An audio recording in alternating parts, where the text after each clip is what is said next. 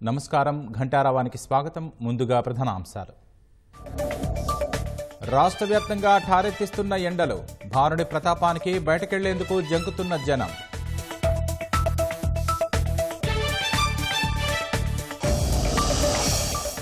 రాధాకిషన్ రావును కస్టడీకి తీసుకున్న పోలీసులు, చెంచల్గూడ జైలు నుంచి బంజారాహిల్స్ పిఎస్కు తరలింపు.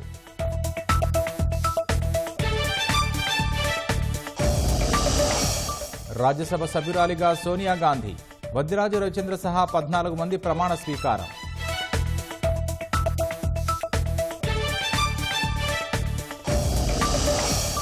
రేపు ఢిల్లీలో కాంగ్రెస్ ఎన్నికల మేనిఫెస్టో విడుదల, పాంచ్ న్యాయ్ పేరిట గ్యారంటీలు ప్రకటించనున్న హస్తం పార్టీ.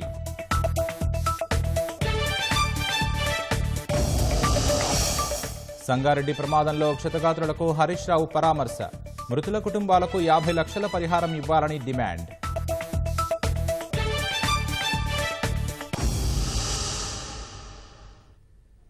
ఫోన్ ట్యాపింగ్ కేసులో టాస్క్ ఫోర్స్ మాజీ డీసీపీ రాధాకిషన్ రావును పోలీసులు కస్టడీకి తీసుకున్నారు.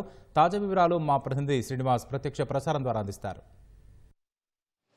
ఫోన్ ట్యాపింగ్ వ్యవహారంలో పోలీసుల విచారణ వేగంగా కొనసాగుతుంది. దర్యాప్తు ముమ్మరమైంది.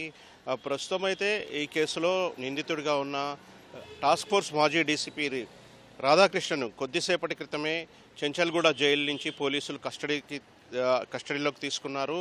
అక్కడి నుంచి ఆయనను ఉస్మానియా ఆసుపత్రికి తరలించి ఆ తర్వాత వైద్య పరీక్షలు పూర్తయిన తర్వాత బంజారాహిల్స్ పోలీస్ స్టేషన్కి తీసుకొచ్చి విచారించనున్నారు. కోర్టు ఆయనను 7 రోజుల పాటు పోలీస్ కస్టడీకి అప్పగించిన నేపథ్యంలో పోలీసులు ఆయనను కస్టడీలోకి తీసుకున్నారు.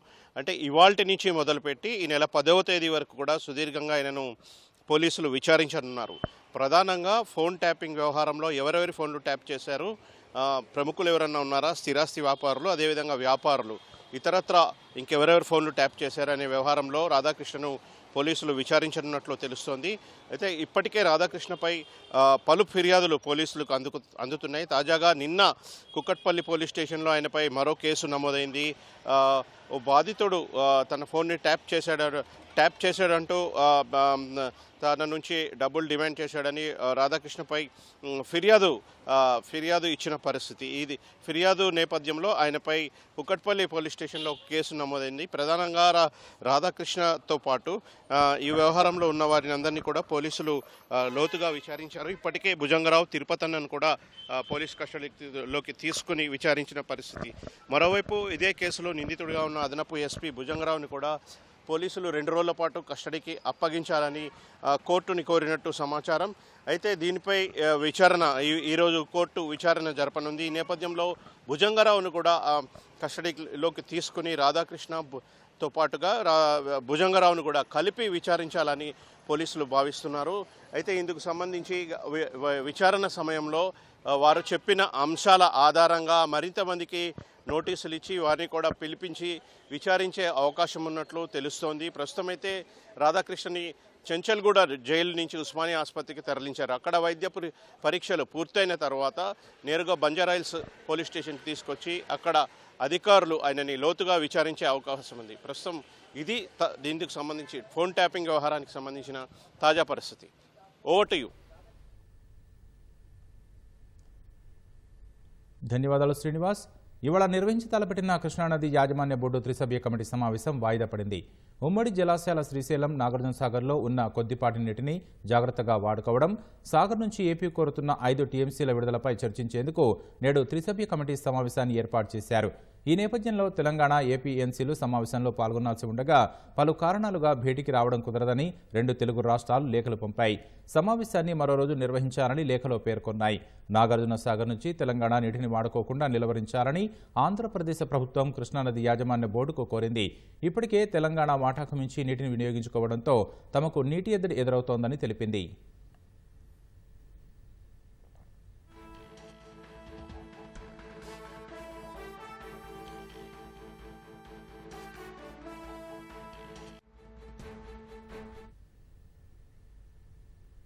రాష్ట్ర వ్యాప్తంగా ఎండలు ఠారెత్తిస్తున్నాయి. అనేక ప్రాంతాల్లో 40 డిగ్రీల సెల్సియస్ ఉష్ణోగ్రతలు నమోదవుతున్నాయి. వరంగల్లో ఎండల తీవ్రతపై మా ప్రతినిధి రవిచంద్ర ప్రత్యక్ష ప్రసారం ద్వారా వివరిస్తారు. వరంగల్లో ఎండలు ప్రజలను బేజారెత్తిస్తున్నాయి. ఉదయాన్నే 10 గంటలకెల్లా బయటికి రావాలంటే కూడా ప్రజలంతా కూడా భయపడుతున్నారు. దీంతో చాలామంది ఇళ్లకే పరిమితం అవుతున్నారు. 11 తర్వాత రోడ్లన్నీ కూడా నిర్మానుషంగా మారుతున్నాయి. వరంగల్, కాజీపేట, హన్మకొండ ఎటు చూసినా కూడా ఇదే వాతావరణం కనబడుతుంది. 40-41 ప్రస్తుతం అయితే 40-41 డిగ్రీల ఉష్ణోగ్రతలు నమోదవుతున్నాయి. అలాగే రాష్ట్ర వ్యాప్తంగా కూడా 43 డిగ్రీల ఉష్ణోగ్రతలు నమోదవుతున్నాయి. దీంతో ప్రజలు ఈ ఎండల నుంచి ఉపశమనం పొందేందుకు ఇటు శీతల పానీయాలు అలాగే కొబ్బరి బొండాలను తీసుకొని సేద తీరుతున్నారు. అలాగే ఈ 11 గంటల నుంచి సాయంత్రం 4 గంటల వరకు కూడా ఈ ఎండలు ఎక్కువగా ఉంటున్నాయి. దీంతో వివిధ పనుల నిమిత్తం రాలేక ప్రజలంతా ఇబ్బందులు పడుతున్నారు. ముఖ్యంగా ఆసుపత్రికి వెళ్ళే వాళ్ళు కూడా చాలా ఇబ్బందులు పడుతున్నారు. అలాగే వివిధ పనుల మీద కలెక్టరేట్కి వచ్చే వాళ్ళు కూడా చాలా ఇబ్బందులు పడుతున్నారు. మనం ప్రస్తుతం కలెక్టరేట్ పరిసర ప్రాంత కలెక్టరేట్ దగ్గర ఉన్నాము. నిత్యం రద్దీగా ఉండేటువంటి హన్మకొండ కలెక్టరేట్ వద్ద నిర్మానుష వాతావరణం కనబడుతోంది. వివిధ పనుల మీద వచ్చిన వాళ్ళంతా కూడా ఉదయం వచ్చి వెళ్ళిపోవడం జరిగింది. కొంతమంది తమ పనులను కూడా వాయిదా వేయడం జరిగింది. అలాగే ఇక ఆసుపత్రికి వెళ్ళే వాళ్ళు కూడా ఉదయమే వెళ్తున్నారు. అలాగే త్వరగా తమ పనులని ముగించుకొని వెళ్తున్నారు. విద్యార్థులు కూడా చాలామంది ఇబ్బందులు పడుతున్నారు ఎండల కారణంగా. ఇక చిరు వ్యాపారులు అయితే వారి బాధలు చెప్పనలేవి కాదు. వ్యాపారాలు సాగట్లేదని వారంతా కూడా ఆవేదన వ్యక్తం చేస్తున్నారు. అలాగే ఇక ఉమ్మడి వరంగల్ జిల్లాలో కూడా ఇదే పరిస్థితి నెలకొంది. ముఖ్యంగా ఇటు భూపాలపల్లి, ములుగులో కూడా అధిక ఉష్ణోగ్రతలు నెలకొంటున్నాయి. దీంతో ప్రజలు ఇబ్బందులు పడుతున్నారు. ముఖ్యంగా చిన్నపిల్లలు, మహిళలు, వృద్ధులైతే వారైతే చాలామంది వడదెబ్బలకు గురవుతున్నారు. దీంతో ఇటు ఆసుపత్రిలో వడదెబ్బల కారణంగా చేరే వారి సంఖ్య కూడా పెరుగుతోంది. అలాగే మహబూబాదు, జనగామ ఈ ప్రాంతాల్లో కూడా ఎక్కువగా ఉష్ణోగ్రతలు నమోదవుతున్నాయి. ఇక రోజు కూలీల పరిస్థితి అయితే మరీ దారుణంగా ఉంది.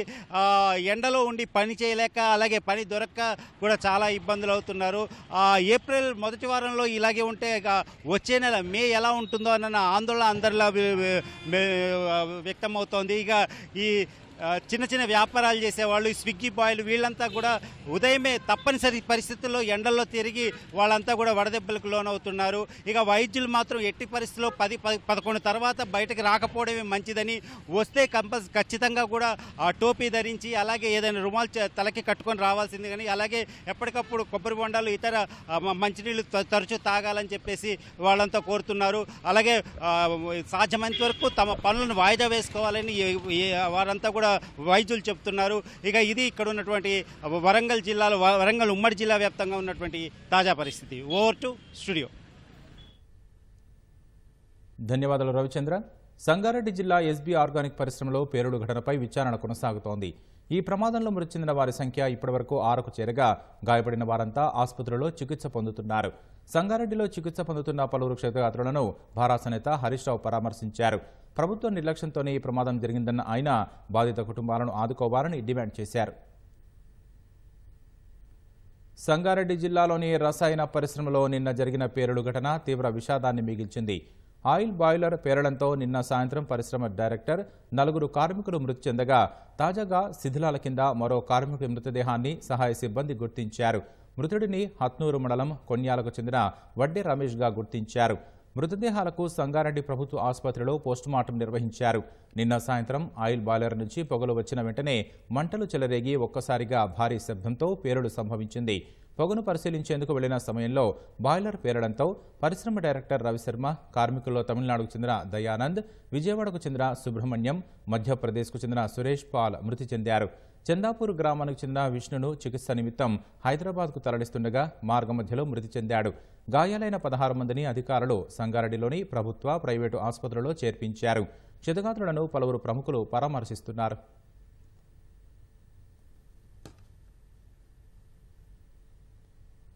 ప్రమాద ఘటనలో గాయపడి ఆసుపత్రిలో చికిత్స పొందుతున్న వారిని భారాస నేత మాజీ మంత్రి హరీష్ రావు పరామర్శించారు. సంగారెడ్డిలోని ఎంఎన్ఆర్ ఆసుపత్రికి వెళ్లిన ఆయన క్షతగాత్రులకు ధైర్యం చెప్పారు. కలెక్టర్ క్రాంతితో ఫోన్లో మాట్లాడిన హరీష్ రావు పరిస్థితులపై ఆరా తీశారు. ప్రభుత్వ నిర్లక్ష్యం కారణంగానే ఈ ప్రమాదం జరిగిందని ఆరోపించిన హరీష్ రావు బాధితుల లెక్కపై ఇప్పటికీ స్పష్టత లేకపోవడం శోచనీయమన్నారు. ప్రభుత్వం వెంటనే స్పందించి బాధిత కుటుంబాలను ఆదుకోవాలని ఆయన డిమాండ్ చేశారు.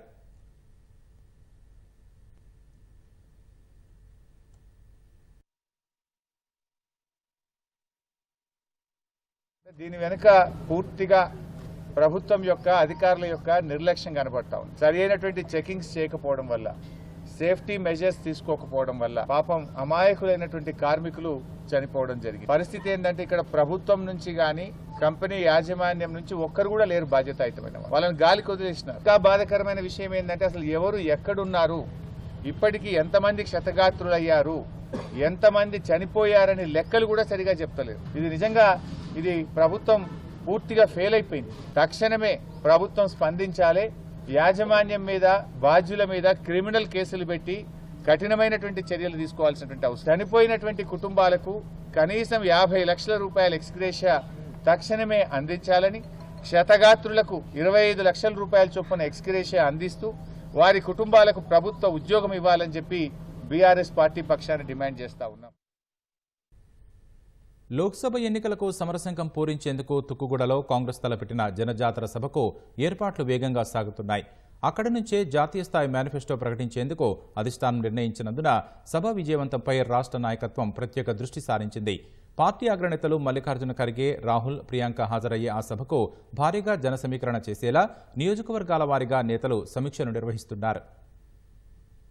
తెలంగాణ, కర్ణాటక శాసనసభ ఎన్నికల విజయాల స్ఫూర్తిని లోక్సభ ఎన్నికల్లో కొనసాగించాలని భావిస్తున్న కాంగ్రెస్ తుక్కుగూడ వేదికగా దేశవ్యాప్త ప్రచారానికి సమరశంఖం పూరించనుంది. గతేడాది సెప్టెంబర్ 17న రాష్ట్ర శాసనసభ ఎన్నికలకు అక్కడి నుంచే సమరభేరి మోగించి 6 గ్యారంటీలు ప్రకటించగా వచ్చే లోక్సభ ఎన్నికలకు అక్కడి నుంచే జాతీయ స్థాయి మేనిఫెస్టో ప్రకటించనుంది. జనజాతర పేరిట తుక్కుగూడలో నిర్వహించనున్న బహిరంగ సభ ద్వారా అధికారంలోకి వస్తే దేశవ్యాప్తంగా అమలు చేయనున్న 5 గ్యారంటీలతో పాటు ఇతర హామీలు ప్రకటించారు. ఆ సభకు ఏఐసీసీ అధ్యక్షుడు మల్లికార్జున ఖర్గే, అగ్రనేతలు రాహుల్, ప్రియాంక గాంధీతో పాటు జాతీయ నేతలు హాజరు కానున్నారు.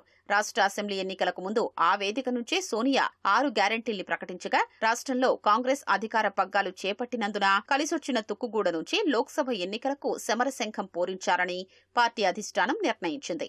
రాష్ట్ర ఎన్నికల్లో 6 గ్యారంటీలు ప్రజల్లోకి దూసుకెళ్లినట్లుగానే లోక్సభ ఎన్నికలకు ఇచ్చే 5 గ్యారంటీలు దేశంలోని అన్ని మూలలకు, అన్ని వర్గాల్లోకి వెళతాయని కాంగ్రెస్ అధినాయకత్వం విశ్వసిస్తోంది.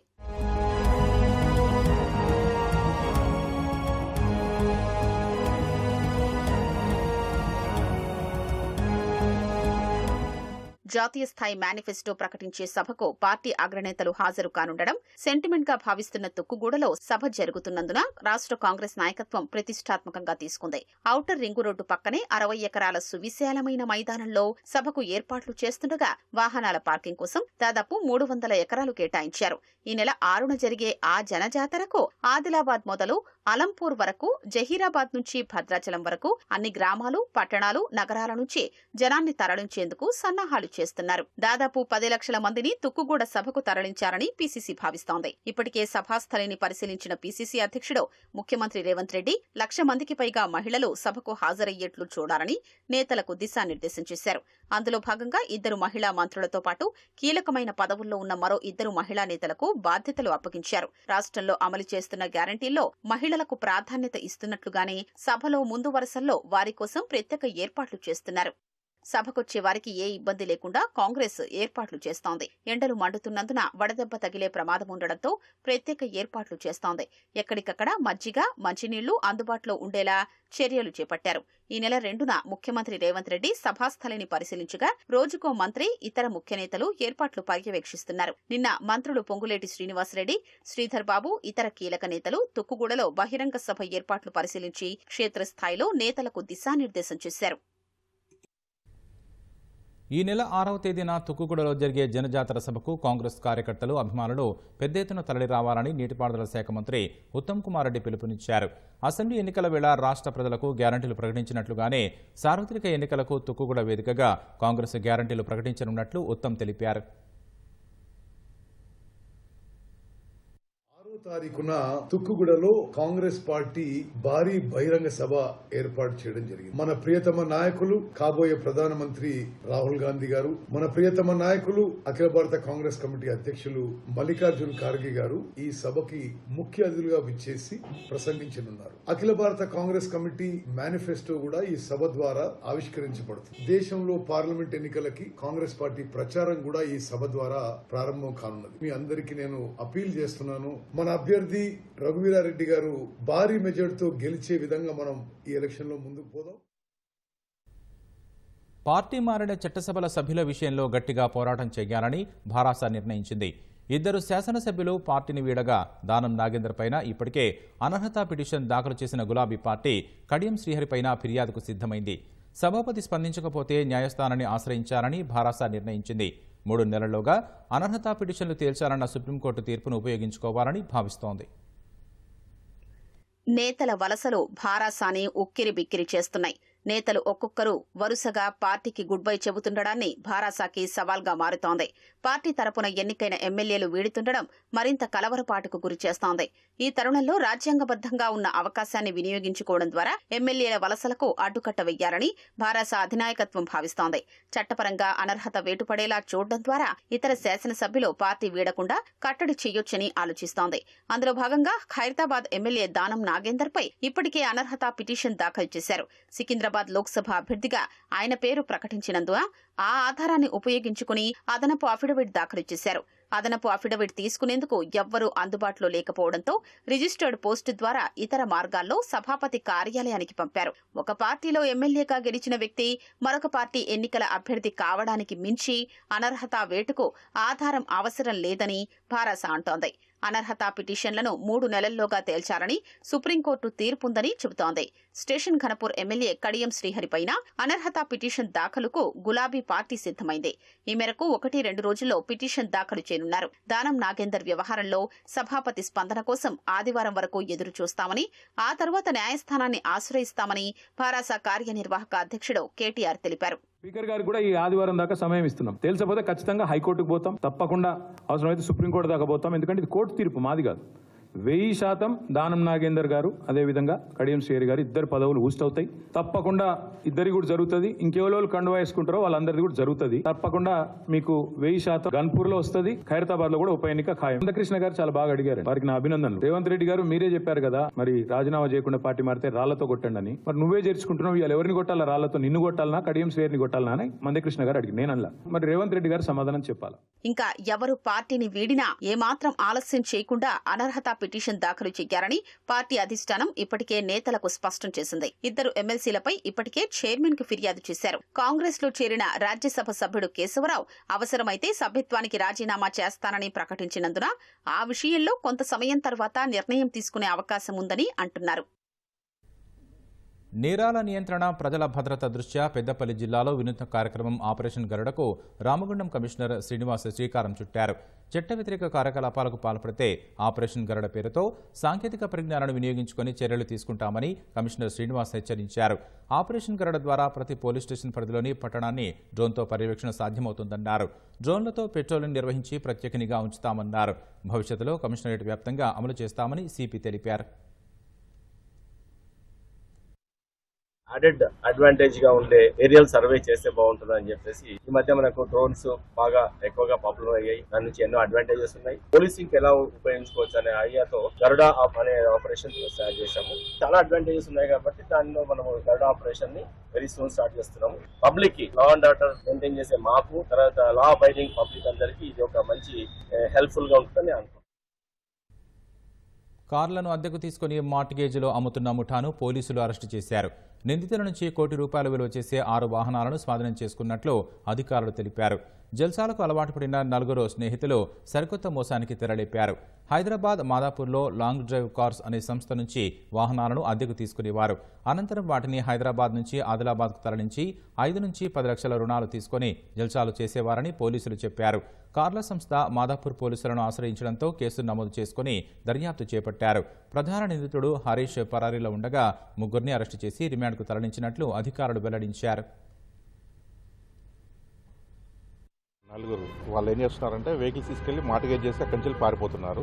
వీళ్ళు ముఖ్యంగా ఏం చేస్తారంటే వీళ్ళ ఎవరైతే ఉన్నారో అంటే మెయిన్ పర్సన్ ఎవరైతే ఉన్నారో హరీష్ అనే వ్యక్తి ఉన్నాడు. అతను మిగతా 3 ఏం చేస్తారంటే పర్ హెడ్ 25 నుంచి 35,000 రూపీస్ ఇస్తూ ఈ వెహికల్స్ తీసుకొచ్చేటట్టు చూస్తాడు. వాళ్ళు ఏం చేస్తారంటే ఇక్కడ ఐడి ప్రూఫ్స్ పెట్టేసేసి వెహికల్స్ ఇక్కడ తీసుకొని వెళ్ళి అతనికి ఆదిలాబాద్ డిస్టిక్ లో అతనికి హ్యాండ్ ఓవర్ చేస్తారు. క్రమంలో అక్కడ అతను ఏం చేస్తున్నాడు, మెయిన్ పర్సన్ ఏం చేస్తున్నాడంటే ఈ వెహికల్స్ ను డాక్యుమెంట్స్ లేవు కాబట్టి 4 lakhs to 5 lakhs మధ్యన మార్టిగేజ్ చేస్తున్నాడు. మార్టిగేజ్ చేసి డాక్యుమెంట్స్ తర్వాత ఇస్తానని చెప్పేసి చేసి ఆ డబ్బులను లైఫ్ ఎంజాయ్మెంట్ లైఫ్గా బతకడానికి ట్రై చేస్తున్నారు.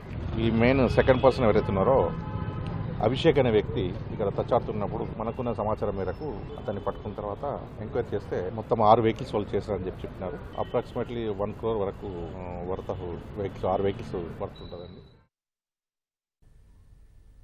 ఢిల్లీ మద్యం కుంభకోణం కేసులో అరెస్టైన భారాస ఎమ్మెల్సీ కవిత మధ్యంతర బెయిల్ పిటిషన్లపై రౌస్ అవెన్యూ సిబిఐ కోర్టు కాసేపట్లో విచారణ జరపనుంది.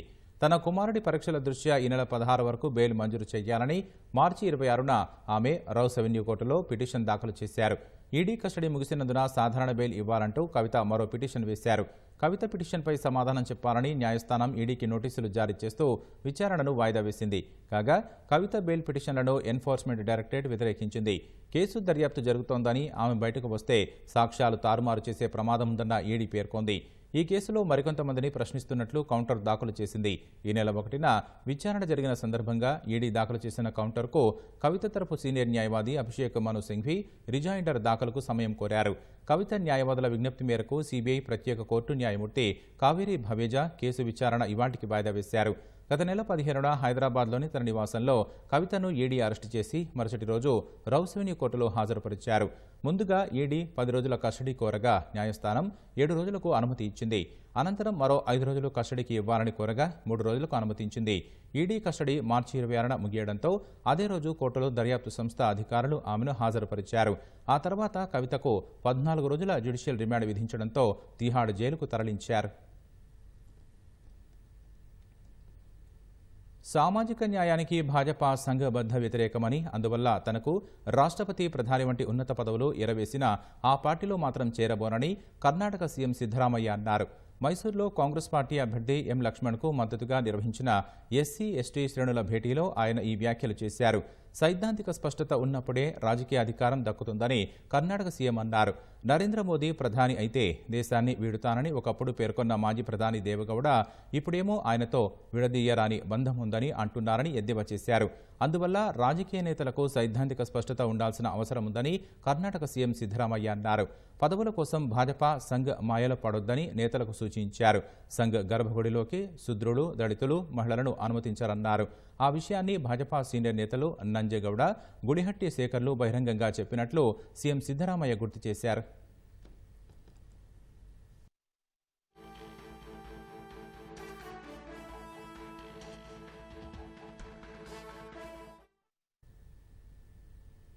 హిమాచల్ ప్రదేశ్లోని మండి నియోజకవర్గంపై ఇప్పుడు అందరి దృష్టి నెలకొంది.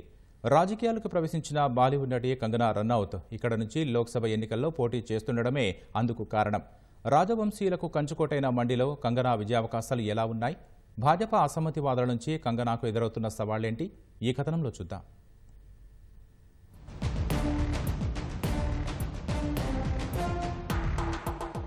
బాలీవుడ్ నటి కంగనా రనౌత్ బరిలోకి దిగిన హిమాచల్ ప్రదేశ్లోని మండి నియోజకవర్గంలో ఆమెకు కఠిన సవాళ్లు ఎదురవుతున్నాయి. రాజవంశీయులకు కంచుకోటైన మండిలో వారి నుంచే కాకుండా భాజపా అసమ్మతివాదుల నుంచి కూడా కంగనాకు తీవ్ర ప్రతిఘటన ఎదురవుతోంది. తొలిసారి ఎన్నికల్లో పోటీ చేస్తున్న కంగనాకు భాజపా అధిష్టానం ఈ హై ప్రొఫైల్ నియోజకవర్గాన్ని కేటాయించింది. మండి లోక్సభ నియోజకవర్గం పరిధిలో 17 అసెంబ్లీ నియోజకవర్గాలున్నాయి. వీటిలో ఎస్సీ, ఎస్టీ రిజర్వ్డ్ నియోజకవర్గాలు 8 ఉన్నాయి. మండి లోక్సభ నియోజకవర్గానికి 2 ఉప ఎన్నికలు సహా మొత్తం 19 సార్లు ఎన్నికలు జరగ్గా వాటిలో 13 సార్లు రాజవంశీయులే విజయం సాధించారు.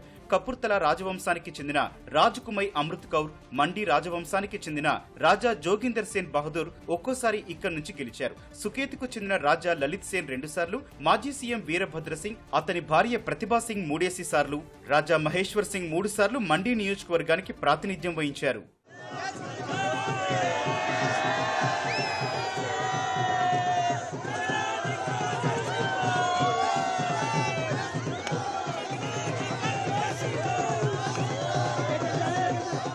కంగనా రనౌత్ కు ప్రధాన ప్రత్యర్థిగా కాంగ్రెస్ నుంచి ప్రతిభా సింగ్ ఉన్నారు. బుషార్ రాజ కుటుంబానికి చెందిన ప్రతిభా సింగ్ ప్రస్తుతం అక్కడ సిట్టింగ్ ఎంపీ. 6 సార్లు హిమాచల్ ప్రదేశ్ సీఎం గా పనిచేసిన వీరభద్ర సింగ్ భార్య ఆమె. హిమాచల్ ప్రదేశ్ మంత్రి విక్రమాదిత్య సింగ్ కు తల్లి. ఇప్పటికే 3 సార్లు ఆమె మండి నుంచి ఎంపీగా ఎన్నికయ్యారు. ఇటీవల మండి నుంచి తాను పోటీ చేయడం లేదని చెప్పిన ప్రతిభా సింగ్ భాజపా అభ్యర్థిని ఎంపిక చేసిన వెంటనే తన వైఖరిని మార్చుకున్నారు. కాంగ్రెస్ హైకమాండ్ ఆదేశాలను అనుసరించి మండి నుంచి కాంగ్రెస్ అభ్యర్థిగా పోటీ చేయనున్నట్లు తెలిపారు. ఇక రాజవంశాలకు చెందని వారు కూడా మండి నుంచి కొన్నిసార్లు ఎన్నికయ్యారు. కేంద్ర మాజీ మంత్రి సుఖ్రామ్ 3 సార్లు, రామ్ స్వరూప్ 2 సార్లు, గంగా సింగ్ ఒకసారి ఇక్కడి నుంచి నెగ్గారు. 2014, 2019 లోక్సభ ఎన్నికల్లో మండి నుంచి భాజపా అభ్యర్థి రామ్ స్వరూప్ గెలుపొందారు. ఆయన మరణించిన తర్వాత 2021లో జరిగిన ఉప ఎన్నికలో స్వల్ప మెజార్టీతో ప్రతిభా సింగ్ విజయం సాధించారు.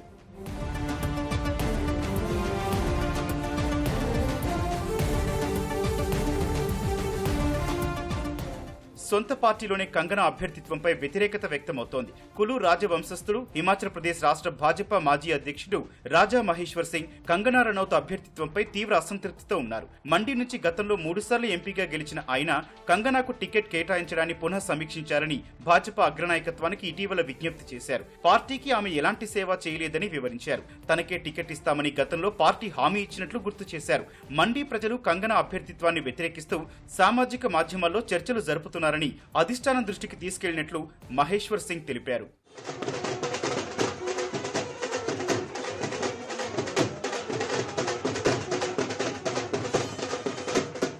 2022లో జరిగిన హిమాచల్ అసెంబ్లీ ఎన్నికల్లో ఇక్కడ కీలక నేతలకు భాజపా టికెట్ నిరాకరించింది. అందులో రాజా మహేశ్వర్ సింగ్ కుమారుడు హితేశ్వర్ సింగ్ కూడా ఉన్నారు.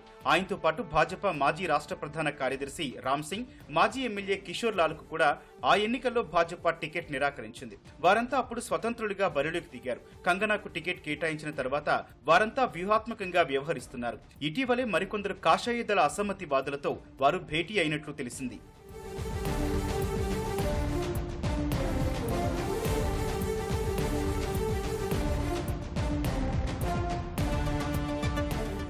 కంగనాకు మండీలో ఊరట లభించిన అంశం ఒకటుంది. 2021లో జరిగిన ఉప ఎన్నికలో ప్రతిభా సింగ్ చేతిలో కేవలం 7,490 ఓట్ల తేడాతో ఓడిపోయిన భాజపా నేత కుశాల్ ఠాకూర్ కంగనాకు మద్దతు పలుకుతున్నారు. కార్గిల్ యుద్ధ వీరుడైన కుశాల్ కు మాజీ రక్షణ సైనిక సిబ్బంది బలం ఉంది. మరోవైపు కంగనా కూడా ఈసారి ఎన్నికల్లో గెలవాలని గట్టిగానే ప్రయత్నిస్తున్నట్లు సమాచారం. తాను మండీ ప్రజల కుమార్తెను, సోదరిని అంటూ తొలి ప్రసంగంలో వ్యాఖ్యానించారు. హిమాచల్ కు చెందిన వ్యక్తిగా తాను ఎన్నోసార్లు అణచివేతను ఎదుర్కొన్నానని చెబుతూ సెంటిమెంట్ రాజేసేందుకు యత్నిస్తున్నారు. తన స్వగ్రామంలో దేవి ఆలయాన్ని నిర్మించారని, మనాలిలో ఇల్లు కట్టుకున్నట్లు కంగనా తెలిపారు. మరోవైపు కంగనాపై ఇటీవల కాంగ్రెస్ నేతలు అభ్యంతర వ్యాఖ్యలు చేయడాన్ని భాజపా తీవ్రంగా తప్పుబడుతోంది. కంగనా ఫోబియాతో కాంగ్రెస్ నేతలు బాధపడుతున్నారని పేర్కొంది. కంగనాపై అభ్యంతరకర వ్యాఖ్యలను ఖండించిన ప్రతిభా సింగ్ తనయుడు హిమాచల్ మంత్రి విక్రమాదిత్య సింగ్ 2023లో హిమాచల్ వరదల సమయంలో ఆమె ఎక్కడున్నారని ప్రశ్నించారు.